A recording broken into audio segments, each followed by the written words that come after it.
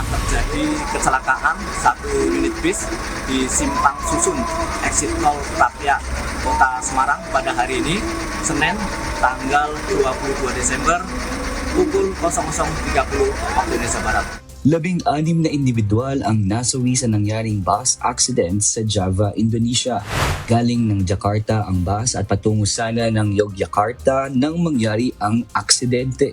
Ayon sa Search and Rescue Agency, nawalan ng kontrol ang driver ng bus at bumangga sa concrete barrier bago tumagalid sa kalsada. Bis tersebut dari arah Jakarta dengan tujuan Yogyakarta, sampainya di tikungan Simpang Susun tersebut dengan kecepatan cukup tinggi, maka bis tersebut menabrak pembatas jalan sehingga mengakibatkan bis tersebut terbalik.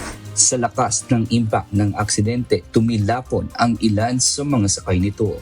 Unang na-recover ng mga pulis at rescue teams na dumating sa accident site ang 6 na pasaherong dead on the spot, habang ang 6 na iba pa ay namatay habang ibinibiyahe patungong ospital. Ang iba namang sakay ng bus ay itinakbo sa malapit na ospital. RK Liorca, UNTV News and Rescue. Diyos ang aming sandigan, serbisyo publiko ang aming pinahalagaan.